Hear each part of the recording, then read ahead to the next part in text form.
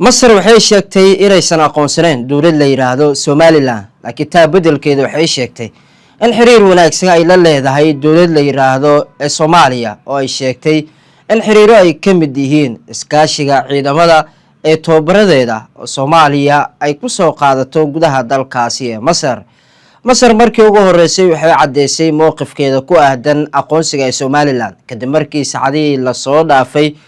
hadalheynta baraha bulshada ay qayb ay ka ahayd in Masar ay ka mid tahay dowladaha sida aadka u doonaya aqoonsiga Somaliland ayaa muddooyinkii u dambeeyay baahinayay in dowladaha ay ka mid tahay Masar ay qayb ay ka tahay wadamada dhawaan aqoonsan doono ee Somaliland kadib markii hadaladaas ay soo shaabaxeen madaxweynaha Somaliland Cabdiraxmaan Ciro oo aqoonsi uu ka soo helay Israel ayaa sheegay in wadamo dhowr ay ka mid tahay ee Masar ay dhawaan ay aqoonsan doonaan ee Somaliland wadamo loo saadaalinay Masar Hindiya iyo sidoo kale Imaaraadka Carabta oo qayb ay ka tahay ayaa lagu waday inay aqoonsan doonaan iyo sidoo kale Greega kuwaas oo qorshe ahaa inay yihiin wadamada xiga ayadoo Imaaraadka Carabta ay dadaal xoogan ugu jirto sidii loo aqoonsan lahaa ee Somaliland isla markaana ay u noqon lahayd dowlad ka madax banaan dowladda federaalka ee Soomaaliya dowladda federaalka Soomaaliya oo qaaday tallaabooyin culus oo kala hortagtay Imaaraadka Carabta taas oo ahaa qorshaha aqoonsiga Imaaraadka ay la doonaysay maamul goboleedka Somaliland oo dowladda Soomaaliya aaminsan tahay inuu ka tirsan yahay dhulkeeda halka Somaliland iyaduna ay aaminsan tahay inay tahay wadanka madax banaan ee Somaliland ay aaminsan tahay inay tahay wadanka madax banaan ee Soomaaliya xiisad iyo sidoo kale dhaqdhaqaaqyo culus ayaa ka taagan ee gobolka iyadoo horey ay ugu fashilmeen aqoonsigan kadib markii Ethiopia iyo sidoo kale Somaliland ay kala saxdeen heshiis oo dhigaya in Ethiopia ay aqoonsan doonto Somaliland bedelkeeda ay badda ay qaadan doonto dhaqdhaqaaqyo culus ayaa ka taagan isla markaana u dhaxeeya dowladda federaalka Soomaaliya iyo maamulka Somaliland iyadoo dowladda Soomaaliya ay dadaalo xoogan ugu jirto sidii aan loo aqoonsan lahayn ee dhulkaasi oo ay sheegatay dowladda Soomaaliya inuu wali uu qayb ka yahay jamhuuriyadda federaalka ee Soomaaliya Somaliland ayaa dadaalo xoogan ugu jirta iyadana sidii ay u heli lahayd aqoonsi caalami ah iyadoo ay sheegtay in dhulkeeda uu leeyahay kheyraad horle Cabdiraxmaan Ciro ayaa sidoo kale sheegay in dowladaha imika loo baahayaa in si degdeg ah u aqoonsadaan maadaama dhulkaasi uu nacfi u leeyahay sidoo kale wuxuu carabkiisa ku adkeeyay in imika ay ka gaaritaan ay leedahay si ay ugu faa'iideystaan dowladahaasi nacfiga iyo kheyraadka dhaxyaala gudaha dhulkaasi ee Somaliland Cabdiraxmaan Ciro ayaa sidoo kale sheegay in dhowr dowladood ay ka sugayaan aqoonsi ayadoo baraha bulshada la isla dhaafay hadallo ay ka mid ahaayeen in Masar ay qayb ay ka tahay wadamada doonaya in si rasmi ah u aqoonsadaan ee maamulka ee Somaliland wadamadaasi ayaa la sheegay in Imaaraadka Carabta ay gadaal ay ka riixayso sidii loo aqoonsan lahaa horey Hindiya ayay ahayd oo lagu waday isla markaana la sheegay inay doonayso inay aqoonsato maamulka Somaliland laakiin taa bedelkeeda ay fashil ku soo dhamaatay wasiirada arrimaha dibadda ee Soomaaliya iyo sidoo kale Masar ayaa ka wada hadlay khadka taleefanka iyadoo wasiirka arrimaha dibadda ee Masar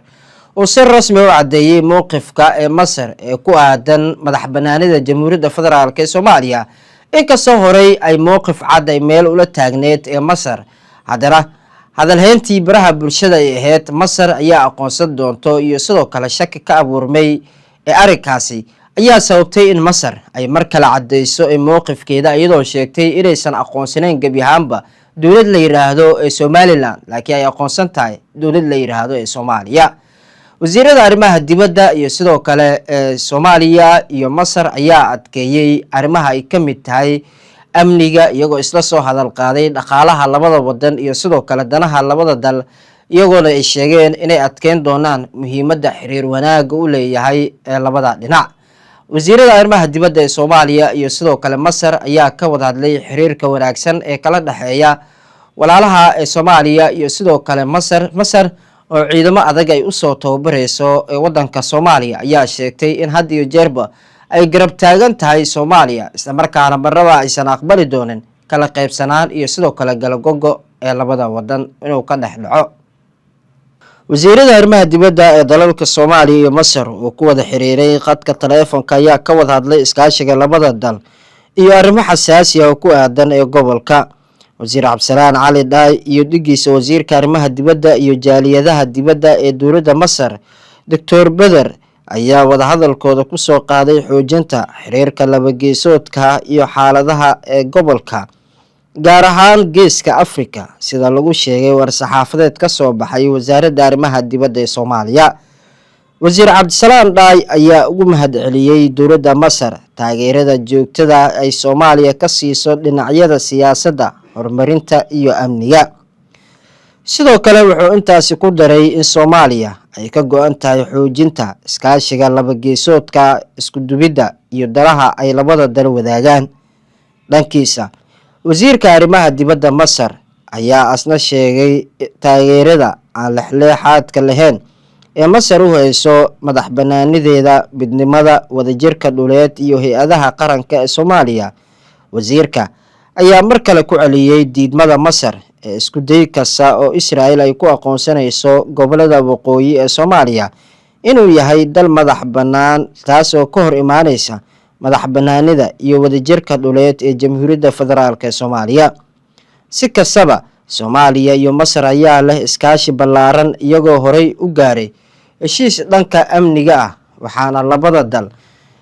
ay iskaashigooda sii xoojiyeen kadib iskaashi muranka dhaliyay ee Itoobiya la gashay Somaliland, kaasi oo Addis Ababa ku doonaysay inay ku hesho marin ay ku gaarto badda Soomaaliya. Qaahira ayaa sidoo kale haatan door weyn ka qaadanaysa tayeenta ciidamada Soomaaliya iyadoo siinaysa hub iyo qalab ciidan.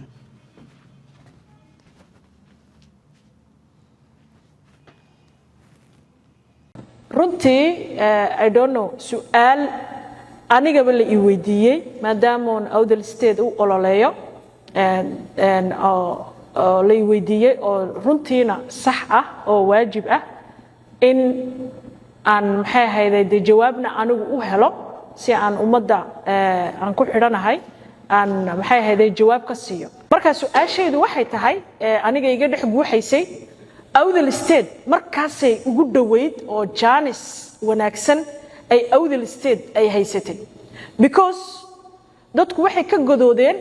in Seylac ayna qoladan ciise ee dhulka sheeganaya ayna xaflad ku qabsan, laakiin still dadku waxay ahaayeen rayid 2014kii ilaa maanta lacag la ururinaya ha yaraato abadnaato. dhallinyaradii kacday ee godooday ee dhagaxa ku dagaalamaysay waan ka heli kari lahayn 30 nin iyo ka badanba oo maanta hub loo iibiyo oo dagaal gala oo la dagaal galiyo. sababta ay awdal state ay u gaabinayso, sababta ay awdal state ay u hadlayso, sababta ay awdal state maxay ahayd hadalun ay u wado oo action loo leeyahay aanu su'aashan isweydiinayo. dibistii dadkeenii la laayay caradii ay ka qaadeen baad aragteen inay calanka sudheen. laba jaanisba waan haysanay in maalintii dagaalku uu dhacay ee la arkay in awdal state 30 nin. assalaamu calaykum. horta aniga amran baa la yidhaahdaa, barasho wanaagsan. amran Yuusuf Jaamac, wiilkii Idris walaashii baan ahay. I'm from Sweden. farxad weyn bay ii tahay in aan ka soo qayb galo caawa awdal state. runtii I don't know su'aal anigaba la ii weydiiyey maadaama aan awdal state u ololeeyo oo la ii weydiiyey oo runtiina sax ah oo waajib ah in aan maxay ahayd jawaabna anigu u helo si aan ummadda aan ku xidhanahay aan maxay ahayd jawaab ka siiyo. su'aashaasi waxay ahayd hadda waad ogtihiin dawlad isku sheega Somaliland in ay maxay hayday kal hore December dhamaadkeygii inay maxay ahayd December bilowgeygii Pluto in ay maxay hayday dad rayid ah oo dhalinyar u badan iyo dumar iyo haween in ay ku laayeen oo snipers ku laayeen dad shicib ah oo ka gadooday diiday in saylac lagu sameeyo maxay ahayd xafladii ad ogeydeen in lagu dilay dhowr iyo 20 qof almost 200 qofna ay dhaawac yihiin oo up to now qaarkood ma aragtay dhakhtar loo dirin oo la daweyn marka su'aasheedu waxay tahay aniga iga dhex guuxaysay awdal state markaasay ugu dhaweyd oo jaanis wanaagsan ay awdal state ay haysatay because dadku waxay ka godoodeen in saylac ayna qoladan ciise ee dhulka sheeganaya ayna xaflad ku qabsan laakiin still dadku waxay ahaayeen rayid waxay ahaayeen Somalilandka way aaminsanaayeen diristii dadkeenii la laayay caradii ay ka qaadeen baad aragteen inay calanka sudheen laba jaanis waan haysanay in maalintii dagaalku uu dhacay ee la arkay in awdal state soddon nin oo dhalinyara oo la hubeeyo si fiican loo hubeeyo oo maad aragtay ay galaan oo maad aragtay dadkani dibaabadana ma haystaan hub waaweyn oo caalamana ma haystaan waxay maanta yuhuud ay u daba galeen maaha maad aragtay aqoonsi uun aniga ilamaha hub iyo maad aragtay wax ay ku dagaalamaan oo dadka ku cadaadiyaan oo maanta imika waxaanad ka hadlaysiin ninka maanta waxa jooga garan baa leeyahay waxa soo socda ma garto wallaahi waxa inagu soo socda cadaadis tan maanta aan ku jirno tuka weyn markay ay maad aragtay yuhuudaasi ay meesha keensadeen marka maxaa la inooga baahan yahay inagu ka awdal state ahaan ana waxaan xasuustaa awdal state in ay bilaamatay 2014 from that time up to now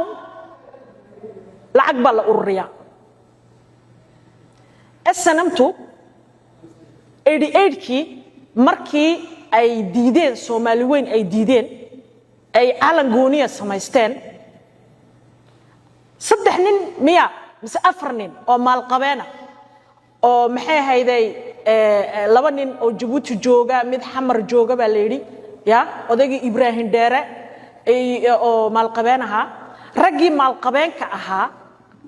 qaarna joogeen Djibouti joogeen midna xamar uu jooga xamartan ay diidan yihiin nin isaqo maalqabeen oo dhex jooga ba dibaabadaha iyo hubka ay ku dagaalamayaan bixin jiray inaga marka maxaa la inaga rabaa maadaama oo nahay gadabuursi oo dhanna awdal state kama go'na laakiin inta shaqada ku jirta awdal state waxa weeyaan marka occasion la helo occasion-gii imika ina soo maray ku ka fiicna anu ma garanayo maalintaaba 30 dhalinyara in la hawlgeliyo laga dhaadhaco mas'uuliyiintu ay ka dhaadhacaan markaad halgamaa tahay dhimasho diyaar waa inay u noqotid halgamaayaashu inay hor kacaan ragga oo maad aragtay ama guulkeena oo calanka si fiican looga taago meesha ama se ay ku guul dareystaan oo wax awdal state la yiraahdo la iska iloob taaba wanaagsan lahay may way ka timid maalintii wixii la dilay waad ogeydeen dhalinyartu dagaalkii way sii wadeen 2014kii ilaa maanta lacag la ururinaya ha yaraato abadnaato dhalinyaradii kacday ee godooday ee dhagaxa ku dagaalamaysay waan ka heli kari lahayn 30 nin iyo ka badanba oo maanta hub loo iibiyo oo dagaal gala oo la dagaal galiyo sababta ay awdal state ay u gaabinayso sababta ay awdal state ay u hadlayso sababta ay awdal state maxay ahayd hadaluna u wado oo action loo leeyahay aanu su'aashan isweydiinayo ay dad badan isweydiinayaan waa taa weeyaan nolosha waxa loo baahan yahay horo socodkuna wuxuu ku yimaadaa actionka adaa bilaabi kara anaa bilaabi kara walaalkii baa bilaabi kara waa in ay qof ka go'naato inuu noolaado ama inuu dhinto then actionka qofka ku dhaqaaqay ayaa kuwa kale ay ka go'an tahay inay isxoreeyaan ama dadkooga xoreeyaan ama jiilka dambe xoreeyaanna kuwaasa marka maxay hayday ku dayanaya